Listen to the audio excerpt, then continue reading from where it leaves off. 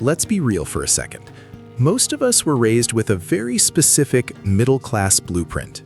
You know the one: study hard, get a stable job, buy a nice house in a safe neighborhood, drive a clean car, and save whatever is left. We were told that if we followed these steps, we'd be set. But look around. It's 2026. The blueprint is broken.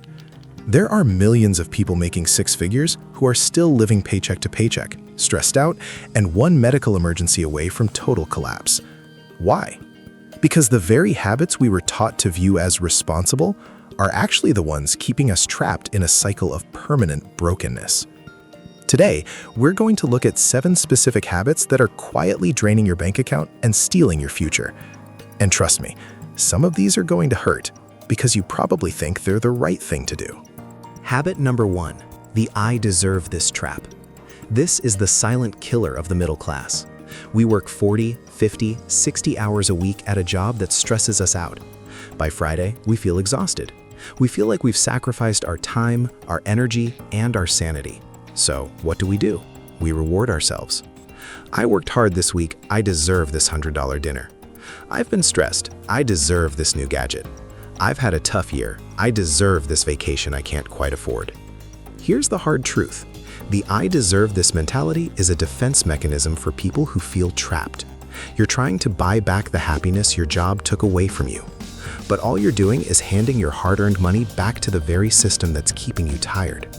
Wealthy people don't buy things because they deserve them. They buy things when they can actually afford them without compromising their freedom. If your rewards are keeping you broke, they aren't rewards, they're shackles. Habit number 2, financing a depreciating identity. In the US, your car is more than just a way to get from A to B. It's your resume on wheels. The middle class has this obsession with driving a car that looks like their salary. We've become a nation of monthly payment buyers. If the dealer says we can afford $700 a month, we take it. But think about the math. You are trading thousands of dollars in interest and massive depreciation just so people you don't even like at stoplights think you're doing well. Meanwhile, that $700 a month, if invested, could have been your ticket out of the rat race in 10 years. When you finance a car, you're literally working for the bank and the car manufacturer. You're giving your most productive hours to them. Surviving the middle-class squeeze means realizing that a car is a tool, not a personality trait. Habit number 3, the upgrade reflex.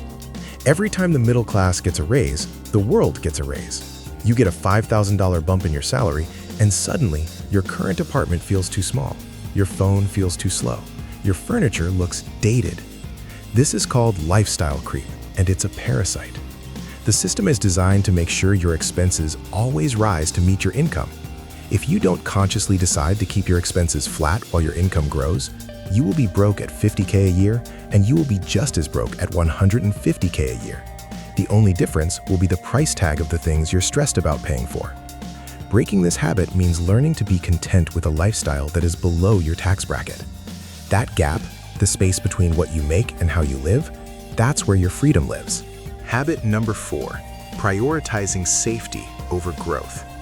We were told to be careful, don't take risks, keep your money in a savings account where you can see it. But in 2026, safe is the new risky. If your money is sitting in a traditional bank account, it's losing value every single day. Inflation is a tax on the stagnant. The middle class is terrified of the stock market or starting a small side business because they might lose money.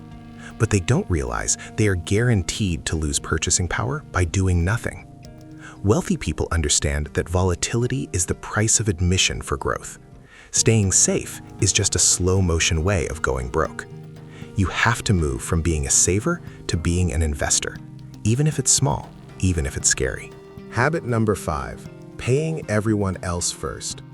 Look at your bank statement. When your paycheck hits, who gets the money first? The landlord or the mortgage company gets their cut. The utility company gets theirs. Netflix, the grocery store, the gas station, everyone gets a piece of your life. And you? You tell yourself you'll save whatever is left at the end of the month.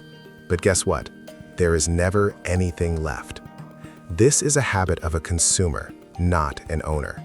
You have to flip the script. Pay yourself first isn't just a catchy phrase, it's a survival tactic. If you don't treat your savings and investments like a bill that must be paid before anyone else gets a dime, you will always be working for everyone else's profit but your own. Habit number 6, the good debt delusion. The middle class loves to categorize debt. Credit cards are bad, but student loans and HELOCs are good debt.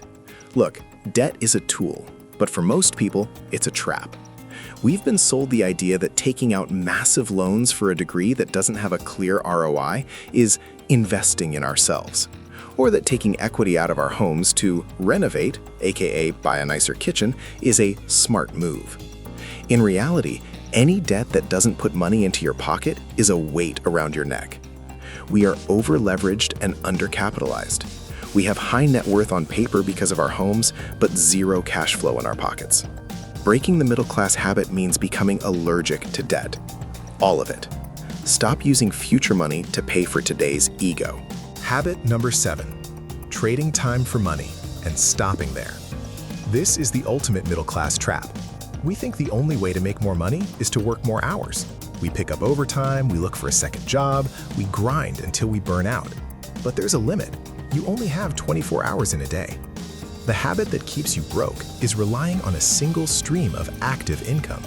If you stop working, the money stops coming. That's not security, that's a high wire act without a net. To break out, you have to start thinking about scalable income. Maybe it's a side hustle that can run without you. Maybe it's dividends. Maybe it's a digital product. Whatever it is, you need to break the one-to-one link between your hours and your dollars. Until your money works for you while you sleep, you will work for your money until you die. So look, if you recognize yourself in these habits, don't feel bad. Feel awake.